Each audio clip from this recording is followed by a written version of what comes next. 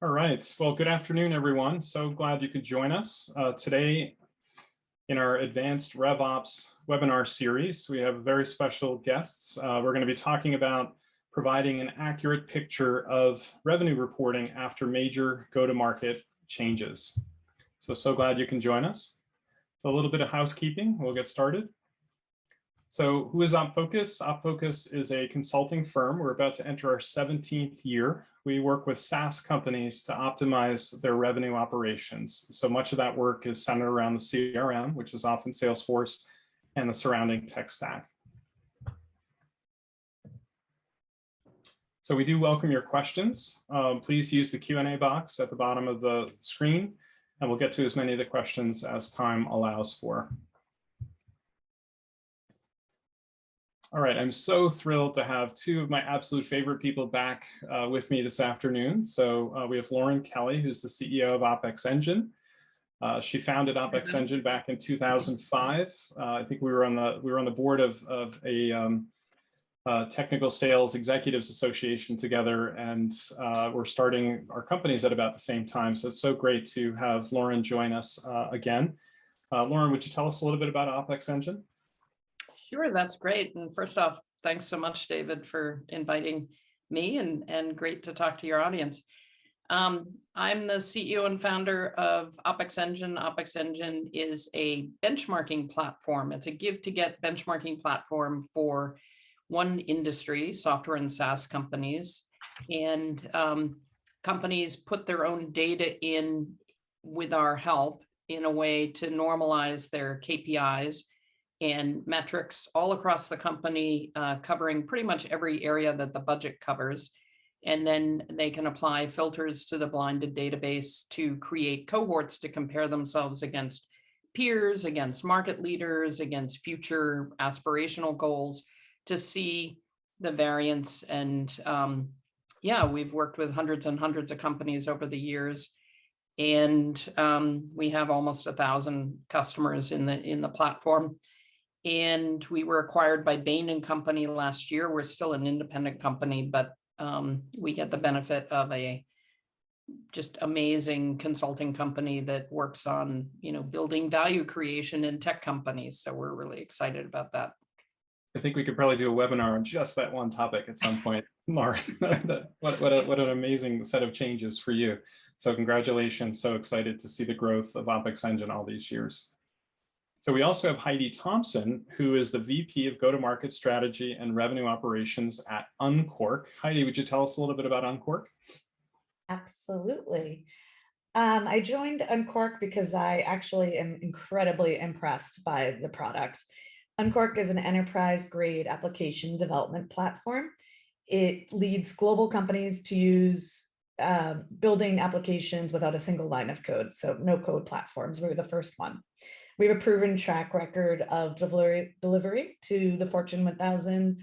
Some include JP Morgan, CVS Health, BlackRock, and we are well funded by Google, Goldman Sachs, BlackRock as well. They were a customer before they became an investor, actually. So. Well, that sounds pretty cool. So are developers up in arms about the success of Uncork? So you're taking away their livelihood? No, we actually are amplifying their efforts. So we're saying they can be 10x more productive. Oh, so cool. All right, great. Well, why don't we go ahead and get started? So our topic, again, how to provide an accurate picture of revenue reporting after major go-to-market changes. And we certainly see these a lot within our role at OpFocus, working as consultants with our clients. So we've got a set of questions we'll ask Heidi and Lauren. And why don't we get started with the first one? So what are some examples of go-to-market decisions that impact systems? Lauren, could we start with you? Sure, it's a great question. Pretty much every go-to-market decision you make impacts your systems, because if you don't have the systems in place to follow along and track the go-to-market change, then you can't measure it. And we'll keep repeating what you can't measure, you can't manage. So let's say you have a sales organization change territories, change numbers of people, change you could have pricing changes, you could have different products and solutions or different ways that you package your product. You could go into new territories. All of those would mean that you need to be able to track that in everything from the sort of quote to cash system so that you have consistency from one system to another. And I mean, we could talk about this for ages, but I bet Heidi's been there and could give some anecdotes about what happens when you don't make those changes in the systems, when you change the go-to-market. My favorite is when I find out about pricing changes after the fact. Oh, no.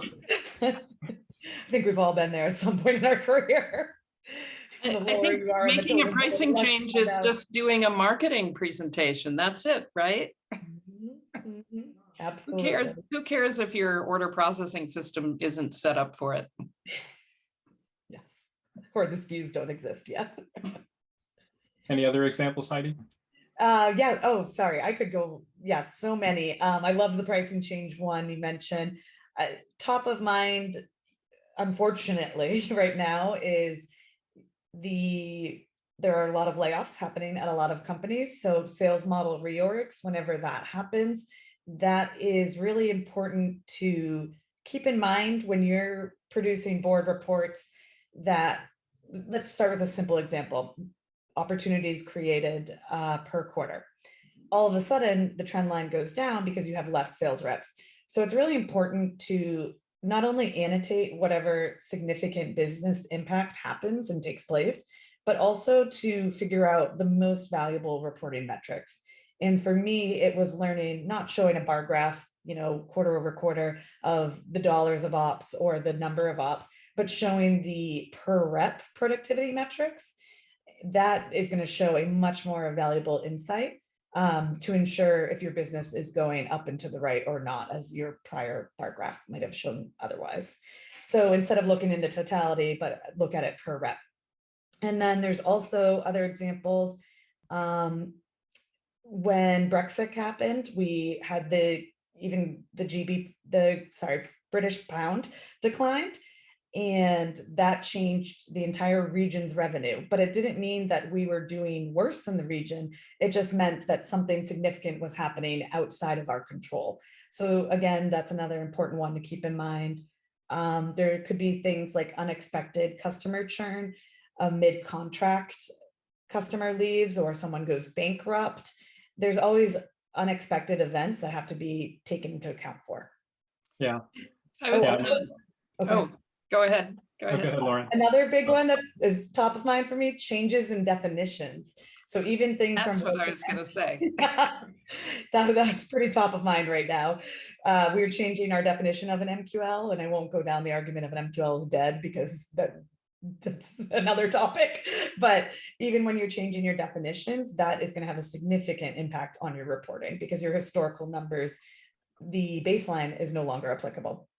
Exactly. I think it's so important that go-to-market changes can affect your definition of key metrics like cost to customer acquisition.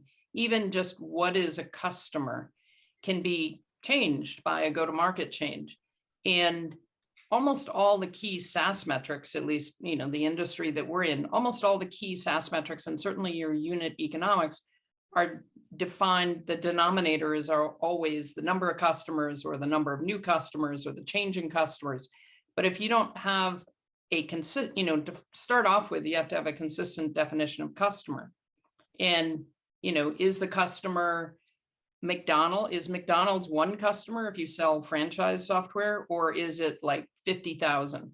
Or is it clumps of, McDonald's are one customer and then others are individual units? So it seems silly that customer is a difficult definition, but it's so critical. And every time you change the go-to-market model, you have to remember to make sure it flows through. And then to Heidi's point, when the reporting on it changes because of something that isn't really the business changing, like the British, your UK subsidiary might be doing as much business or even better, but when it's translated into dollars, it looks like they're doing less, but they're not actually, and they can't be responsible for the dollar exchange rate.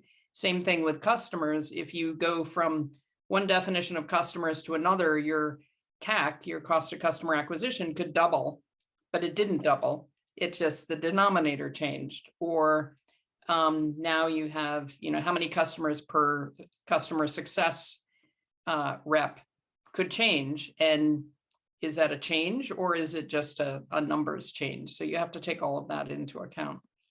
Yeah, and I think we've sort of let the cat out of the bag about the next question, which is the impact of these decisions on reporting. So, certainly we see the impact of these go-to-market changes on systems, and in our business we see an organization stepping toward ABM or increasing the channel mix and maybe entering new territories with through a channel program. And suddenly we have all these impacts on systems. I love the shift in discussion toward the reporting, and that, the changing definition of a customer. We see clients that suddenly will start introducing a trial, and is the trial a customer? Or, yes, if they're paying, but how do we think about that?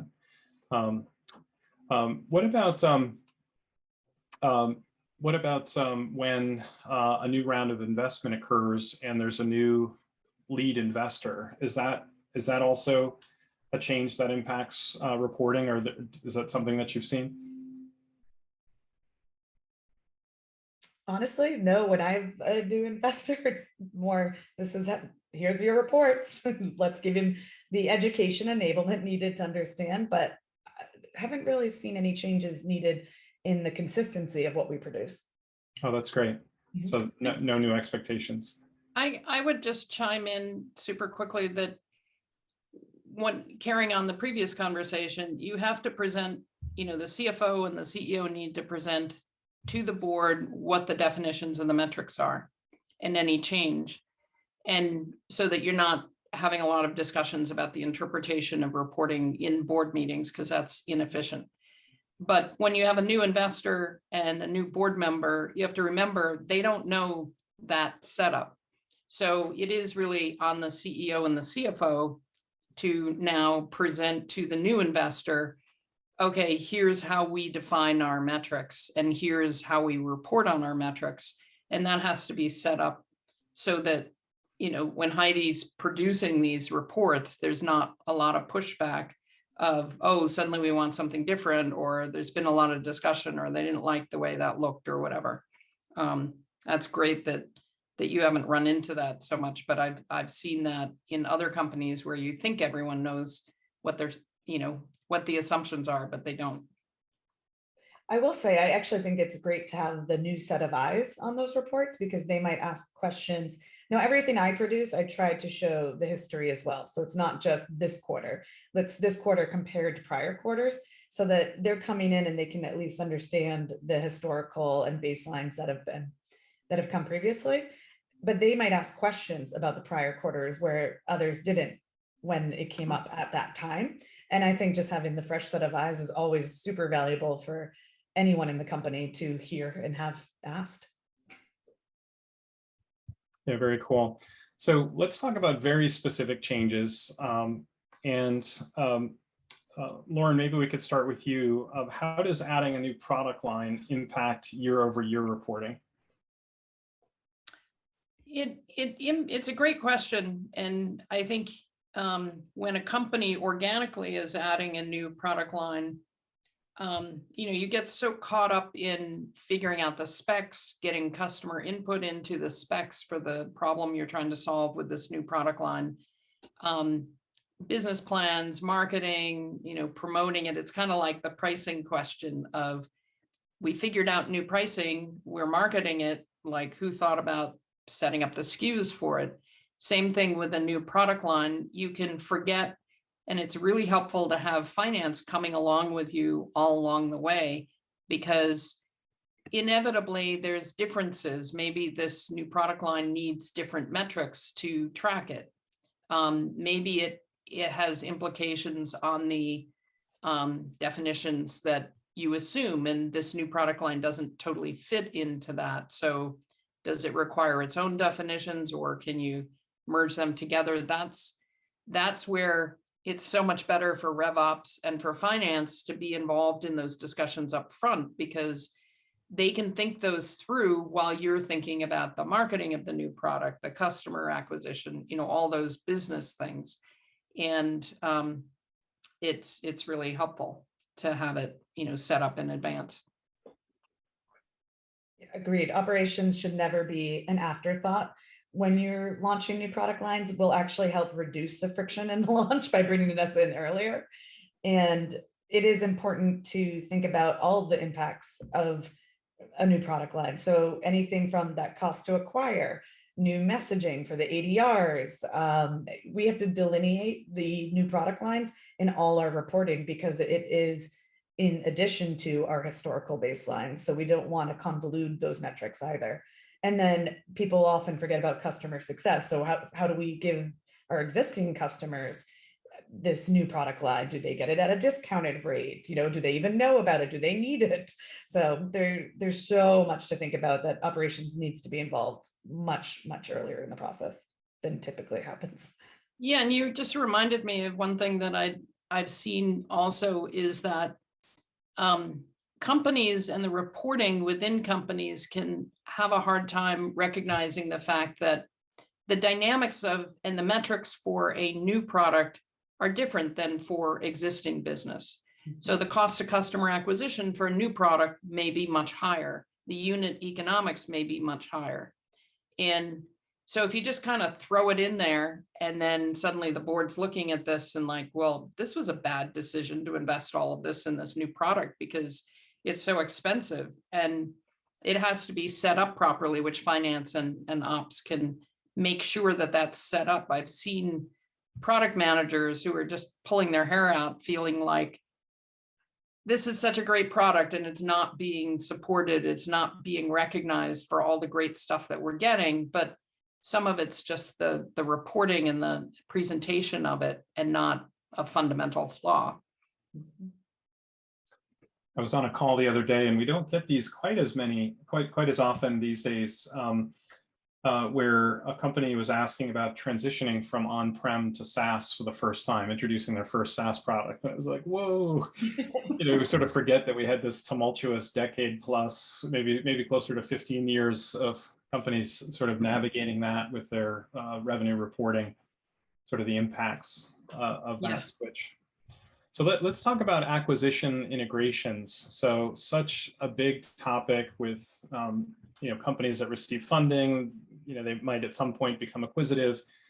And how does adding a new business impact the year-over-year reporting? Heidi, any thoughts on that? Sure. I find it valuable to keep a separate P&L for all the financial metrics when you have the new business, because it'll just be a lot easier to produce your analysis after. But it is important to show it also holistically with the growth of the company. The reason you're adding a new business is to grow your bottom line. So you do incorporate it in, but I would always, even if it's a simple bar chart, highlight the different values. So ARR for existing standard business lines, ARR for new business line. And then being able to track the P&Ls separately as well as together, it's amazing how many insights you can pull actually. Where are we doing well? Where are we not? Where can we double down? And the trickle down effect of maybe we need brand awareness from marketing. Maybe we need to see, do our customers even want this? There's a lot of different areas to explore once you get those KPIs in place. Yeah, I would just chime in and say, Heidi, absolutely. I think that's the best practice because we see so many companies, particularly big tech companies, acquiring SaaS companies. And one of the first things they do is try and integrate the business into the broader company. And the reason that they acquired the company is because it was successful. And it was successful based on metrics that are usually not the same. I mean, I've never seen an acquisition where both companies use the same systems and had the exact same KPI reporting. It just, even if they were exactly in the same business, I mean, we have some customers who are merging and they're almost similar businesses and it's taken them a year to pull together just the infrastructure. because it's different. But the problem is that the larger company that acquires a smaller company and then sort of merges them in and doesn't keep track of the operational metrics that made the original company so successful, it just doesn't work. And they lose track of what that was. And the other aspect is that the executives never really get an understanding of the operations of that company that made it successful, because they're successful in their own business. And it takes a really focused effort to understand the new business. So, frankly, I've just had so many experiences with CFOs and heads of FP&A of acquired companies who, if they're lucky, they last 6 months, maybe they last a year, and then they're just so frustrated that they leave. And then there's no even historical or no sort of domain expertise in figuring out the metrics for the smaller entity. It's really frustrating. I wonder about the product definitions and, this specifically around the year-over-year reporting, where products are discontinued, products are renamed, rebranded.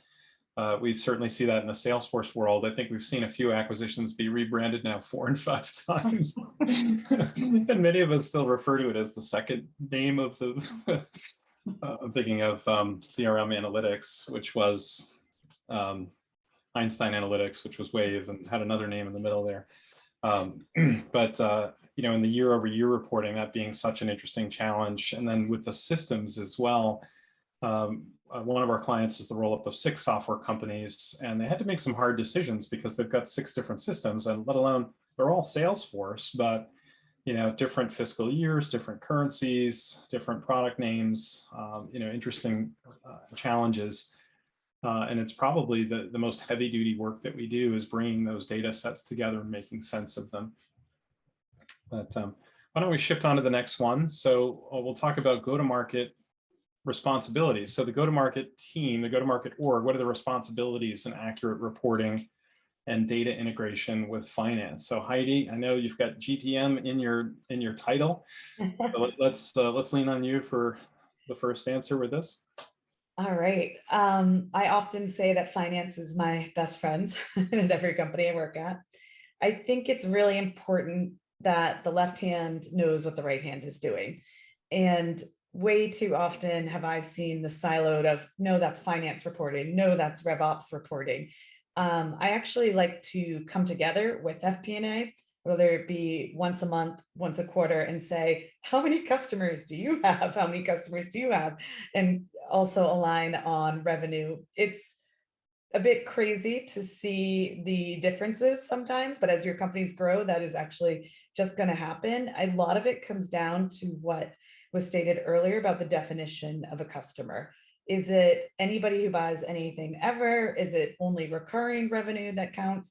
And creating that alignment from definitions of crucial taxonomy is going to make everyone's lives a lot easier. And then you can go back into the numbers and see, where do we have differences? Typically, those come down into subsidiaries. Was it really a cross-sell, upsell, or is it a new logo? Is it they have a master services agreement with the parent company, but we've tapped into 5 of the children companies? Are those new logos or not? So again, alignment with definitions is crucial. And also the understanding what the strategic initiatives are. I can go about and have my team produce amazing KPIs and hit our own objectives, but if they don't align with the broader company strategies, then really, what are we working for? And I think that's why a lot of companies adopt OKRs and try to make sure that we have alignment across the board. I'm a big believer in OKRs. I think it makes everyone's lives easier if these are our North Stars and how do we fit into that versus creating our own siloed North Stars, which I have seen happen. And you can still be successful despite it, but it's just going to slow things down. The more you are in lockstep, the more you over communicate. And even just sharing those definitions over and over and over is an iterative process. Everyone needs to be retrained. Everyone's growing, hiring, people are changing roles. it all comes down into one big formula of just how to work faster, smarter. And it really comes down to communication and definitions, in my opinion. Yeah, that's great. Lauren, any thoughts on that one? Yeah, I think, I mean, absolutely the definitions and over communication is critical. I think, again, in the space that we work in SaaS, the fundamental business difference about SaaS from traditional tech is that everything is integrated. You know, it's a virtuous life cycle. And because of that, at least in the companies that we've worked with, when RevOps, you know, you don't have siloed organizations. If we're talking about go-to-market organization, you don't have sales ops and marketing ops in one place, and then RevOps that is maybe in finance or maybe in some other area. It really helps to have an integrated organization that is in lockstep together. So all those functions sort of pull together, or if you have pieces of it in different departments, they have to, you know, have a dotted line into one organization so that you can have one set of objectives and one set of definitions and metrics, because we're all working so fast to that point that, you know, from day to day, things can get out of sync. Definitely. I think for a lot of the companies that we engage with, we walk in and there's a bit of the Wild West, that they've sort of shedded the practices of the youth of being a young company and need to adopt sort of roles and responsibilities and security and sort of a different level of process, and have that baked into the system. We see a lot of companies struggle initially with stepping from not having a tool like a CPQ to having a tool like CPQ, because it enforces data to be entered. It enforces controls on that data entry and the correct pricing, the correct modules being sold together, which has a really nice downstream impact on integrations and reporting. But it's interesting where we sort of see that transition from childhood to teenage years to adulthood with our client relationships. There's such an impact on reporting and integration. All right, why don't we shift gears? Lauren, I'm really curious in your business. So your business surveys your clients, you intake data, and that data, a lot of it is very similar to the data that we build the reporting on, right? It's the same data. Absolutely. I'm curious about your so OPEXEngine's best practices for working towards standardized reporting. Yeah, it's a great question. I think, you know, there's a whole, I would recommend a number of best practices, but first off, always remember the purpose of any metric. So, and make sure that everyone agrees on what the purpose of the metric is, because over time, you need to revisit what the objective of the metric is, because people get so hung up on calculating metrics, and sometimes you see it kind of go off the rails, and they're so focused on some rigid definition that doesn't actually meet the objective. And then, you know, I think we've made the point in almost all of these questions, which is get a consistency around definitions. And I think it's a management process that has to have a regular cadence. So you don't want to do it too soon, you know, too often. Monthly or quarterly is probably too often.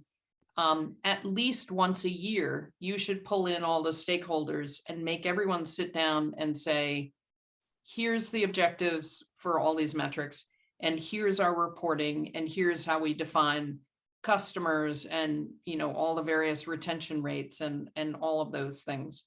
I think one critical area that companies have a really hard time with is defining cost of customer acquisition and what the inputs are. And that changes as you grow as a company. So again, you know, when you're young, you can put all of your sales and marketing in because you're primarily focused on acquiring new customers. When you are $100 million subscription company, you have $100 million of existing customer business. So probably some part of your sales and marketing resource is not going to new customer acquisition, which is, again, the purpose of the metric is to track new customer acquisition. So if you're including all the expenses that go into, you know, user conferences and corporate branding and, all these different areas that cover your customer work, then your cost of customer acquisition is probably too high. And just making sure that, again, you're explicit about that. And then the final, I guess, best practice I would mention is make sure, we talked about within the executive team and at the next level down, all the stakeholders having agreement on the metrics and what the purpose of the metrics are. But you have to do that with the board. One of the best CFOs I know, he's a fractional CFO now, but everyone loves him because every time he goes into a new company, first thing he does is go to the board and say, here's the key metrics that we are reporting on, and here's the definition, and here's the calculation. Everyone agree? We're not talking about it anymore. And it just makes board meetings more effective. You can focus on policy instead of, so where did this number come from? Or why, and then questions get sent back down the chain, and, it's just wasted time and effort. It's almost like it should be a standard HR practice for onboarding to hand the metric definitions. And it's interesting, the inefficiencies just internally, if somebody's marching toward unicorn status, maybe they hit that triple, double. That means an awful lot of hiring and an awful lot of new leadership folks coming on board and it's amazing. We see these, oh, so when you're talking about that metric, you mean this. Exactly. we see it all the time. So I think that's such that this theme of definitions is such a good one, I think, for us. Well, great. Why don't we shift gears and we'll talk about customer success. So just there's been so much talk. A number of us with an OpFocus went to Forrester Summit a number of weeks back, and first big in-person event in a while. So down in Austin, it was great to see the energy. There was some really nice content around customer success, and that continues to be as strong as ever within the SaaS community. I'm curious, within this process that we've been talking about, is there a role that customer success should play in this process? So Heidi, perhaps we'll aim that one toward you. Sure. It's a great question. And I honestly believe that customer success is probably one of the most overlooked valuable players. I've been at companies that have even chief customer officers that aren't invited to the board meetings, but the CROs are, because sometimes the CCO reports into the CRO. And I really think it's important to have both seats at the table, just to understand the most about the business as possible with the right people in the room. Revenue, it's not only a sales responsibility, it's everyone's responsibility. And customer success, customers are not only CSM's responsibilities. It's really, really important that we get rid of these old silos where we hand off from marketing to sales to CS. It's a team sport. It's like soccer where you pass the ball in between the different players at different types and different times of the revenue cycle. And we really, really need to be out with that old methodology. Having all those different players involved in the whole journey will make everyone more successful. Most importantly, the customer at the end of the day. And for the metrics, I think that why not ask the CSMs or anyone in customer success, why is our gross retention or gross renewal rates at this number? Why are our net renewal rates, our net retention, any of them? Just trying to dig in and peel back the onion and understanding the 5 whys, because it's very, very easy to produce those numbers. Anyone can do it. Anybody with an accounting degree can do it, but it's getting to the bottom line of why and getting those actionable insights to understand the bigger picture and how we can make our customers more successful. And then if we think about new pricing or new products and all those business changes we spoke about earlier, how do we communicate those to our customers in an effective manner? Just because as a company, we brought on XYZ company or a new product, maybe it only is helpful to a segment of our customers. We don't want to shove this new product down everyone's throat just because we have it. So finding the right fit and the right profiles, your ICP, they need to be understood holistically versus just those high level board numbers as well. And then it's important to elevate that feedback to the board, because you can't look at all of customer success through 4 KPIs. So there's a lot more that goes into it. And I think it's funny every time I throw in some board slides about what our CS team is doing, they're like, oh, that's a really great idea. Thank you for including it. Because typically they just care about 4 metrics. Lauren, does OPEXEngine capture customer success metrics? We do. It's an interesting area. So we treat customer success like we do any of the operational departments as a separate organization. So it doesn't matter if it's in sales or in a separate customer organization, or I've seen companies where customer success sits in services or other areas, but usually, we have benchmarks for, how much is the expense of the total customer success organization?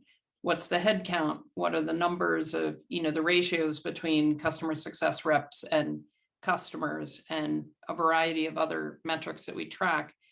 But I think, to the point of all of these discussions, it's really important to make sure that everyone understands the definitions. And then also, one of the questions that we get asked over and over again is how much of customer success belongs in cost of goods and how much belongs in OpEx, because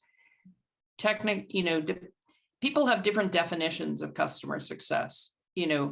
I think if you look at the broad span, and Gainsight was so amazing in sort of creating this sector or this solution and this concept. And originally, if I remember correctly, and David, you also have the institutional history of the industry. Not that we're old, we're both incredibly young and getting younger every day. Customer success was more about engagement and keeping, making sure the customers were using your product, that they were engaged, that there was high NPS, that there were high customer satisfaction metrics. And then over time, it sort of evolved oftentimes into more of a renewal retention organization. And so to some extent, from a finance and accounting perspective, it's difficult to, tease out what percentage should go into COGS, what percentage should go into OpEx. And it's really important to make sure that you have the systems in place early on. And again, this is your original question about how does the go-to-market strategy change systems? Well, if your go-to-market strategy changes and customer success is now, they have comp plans that, are tied to closing, renewal or actual contract dollars, then they're definitely much more OpEx than they are cost of goods. And the reason cost of goods is important is that's your gross margin. And so finance people want to make sure that the sort of tagging of these expenses is in there, so that when they have to go and do the P&L every month, every quarter, every year, that this is not a manual process, but that they have to be able to calculate, what's the cost of goods. So that all has to be set up from the start. And that's why customer success can be really confusing, because it's not like sales is sales. It's pretty well established. There's different ways that people organize sales, but sales is a section on the P&L. Customer success isn't on the P&L. It's pieces of it sit in different parts of the P&L, and that's what's complicated. Yeah. You probably have dealt with that, Heidi. Yes. It's so interesting. And you wonder if it'll continue to evolve, whether it's through more automation or, this definition of what is the essence of customer success. But, well, thank you for talking through those many topics. Really fantastic. We have at OpFocus, we have 2 classes coming up. Next week, I'll be teaching our platform configuration and administration's essentials course. That's the 13th through the 17th, teaching virtually. And again, virtually the June 27th and 28th, I'll teach our 2-day hands-on report and dashboard workshop. So you can find information on that on the OpFocus website, opfocus.com/training as well. We have a number of events coming up. We have the, so tomorrow in the Dashboard Dojo, we have the Masters in the Dojo series. An old buddy of mine, actually from high school, believe it or not, Ezra Kenigsberg, who's an early employee at OpFocus, was an early data architect at OpFocus working on, I'm sorry, at Salesforce, early data architect at Salesforce working on huge implementation. Same thing. Yeah, same thing. And then he was the one of the early enterprise architects at Dell. So he'll join me tomorrow and talk about data and analytics and just a bunch of cool tools that he loves. So that's in the Dashboard Dojo, literally just dashboarddojo.com. And then it looks like Kyle's put that registration in the chat. We have another RevOps webinar coming next week. We'll be talking about fatal operations pitfalls during post-merger integration. And I can't think of two better people to talk about that. Two folks that are near and dear to us that were once at an organization that was the roll-up of more than 20 software companies. So they know firsthand.